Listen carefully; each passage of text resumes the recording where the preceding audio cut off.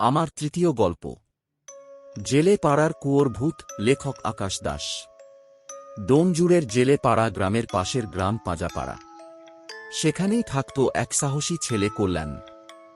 বয়স বেশি না, মাত্র 15, ডিভিশন 16 হবে।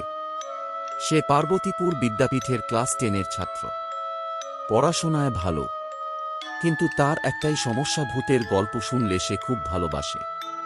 কিন্তু সে ভূতকে একটুও ভয় পেত না, বরং আরও জানতে চাইত। কল্যাণ মাঝে মাঝেই যেত তার ছোট দিদার বাড়ি জেলে পাড়ায়। সেই বাড়ির কাছেই ছিল এক কুখ্যাত ও অভিশপ্ত কুয়ো। সেই কুয়োটার বয়স প্রায় 150 বছর। কল্যাণের ছোট দিদা সব সময় তাকে সাবধান করে দিত। ওই খোকা, ওই কুয়োর ধারে যাস নে রে, সন্ধ্যেবেলায় তো একদম নয়। কিন্তু কল্যাণ হেসে বলতো, এই যুগে এইসব ভূত টুত থাকে নাকি দিদা? ওইসব গল্প কথা। এই বলে সে খিল্লি করত। একদিন সন্ধ্যাবেলায় পড়া শেষ করে কল্যাণ একাই বেরোল সেই ভৌতিক কুয়ো দেখতে। আকাশে অদ্ভুত একটা মেঘ, চারপাশে অস্বাভাবিক নীরবতা, কেমন যেন গা ছমছম করা পরিবেশ। অজান্তেই তার নজর চলে গেল সেই কুয়োর দিকে। কুয়োর কাছে পৌঁছাতেই একটা ঠান্ডা হাওয়া তার গায়ে লাগল। হঠাৎ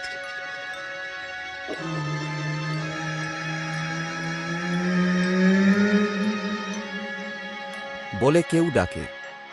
সে থমকে দাঁড়ালো। চারপাশে কেউ নেই। আবার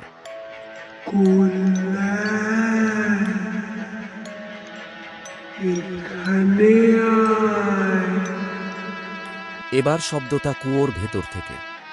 কল্যাণের বুকের ভেতরটা ধক ধক করতে লাগল, কিন্তু কৌতূহল তাকে টানল। ধীরে ধীরে সে কুয়োর ধারে গিয়ে নিচে তাকাল। অন্ধকার, কিন্তু সেই অন্ধকারের ভেতর হঠাৎ যেন কিছু নড়ল। তারপর জলের ভেতর থেকে একটা মুখ ধীরে ধীরে ভেসে উঠল। একটা মেয়ের মুখ, চোখ দুটো ফাঁকা, ঠোঁট নীলচে, আর চুলগুলো ভিজে মুখ ঢেকে রেখেছে। কল্যাণ পিছিয়ে আসতে গেল, কিন্তু তার পা যেন মাটিতে আটকে গেছে। মেয়েটা ধীরে ধীরে উঠে আসতে লাগল কুয়োর ভেতর থেকে, যেন মাটি ভেদ করে বেরিয়ে আসছে। তুই তো রোজ আসিস দিদার বাড়ি? কল্যাণের শরীর ঠান্ডা হয়ে গেল।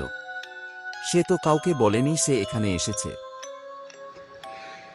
এখানে আমার খুব একা লাগে।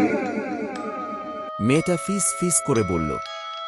হঠাৎ তার মাথাটা অস্বাভাবিকভাবে পেছনে ঘুরে গেল এবং বলল, তুই আমার সাথে থাকবি না?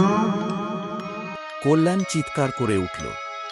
না না না, আমি থাকবো না, আমি থাকবো না, আমাকে ছেড়ে দাও, আমাকে ছেড়ে দাও। হঠাৎ কুয়োর ভেতর থেকে অনেকগুলো হাত বেরিয়ে এলো। ঠান্ডা পিচ্ছিল হাতগুলো তার পা, কোমর, গলা সব জায়গায় জড়িয়ে ধরল। সে দৌড়াতে চাইল, কিন্তু পারল না। শেষ মুহূর্তে সে শুনতে পেল মেয়েটার ভয়ঙ্কর হাসি। এবার তুই এখানেই থাকবি। এক ঝটকায় কল্যাণ অদৃশ্য হয়ে গেল কুয়োর ভেতরে। পরদিন সকালে ছোট দিদা যখন খোঁজ করতে বেরোল, কুয়োর ধারে পড়েছিল কল্যাণের স্কুল ব্যাগ। ভেতরে পার্বতীপুর বিদ্যাপীঠের খাতা, আর কুয়োর ভেতর থেকে ভেসে আসছিল একটা কিশোরের কান্না, আর তার সাথে মিশেছিল একটা মেয়ের খিলখিল হাসি। তারপর থেকে পাঁজাপাড়া আর জেলে পাড়ার লোকেরা বলে, রাতে যদি কেউ ওই পথে যায় সে স্পষ্ট শুনতে পায়। আমি কল্যাণ, আমাকে বাঁচাও, আমাকে বাঁচাও। কিন্তু যারা সাহায্য করতে এগিয়ে যায় তারা আর কোনোদিন ফিরে আসে না।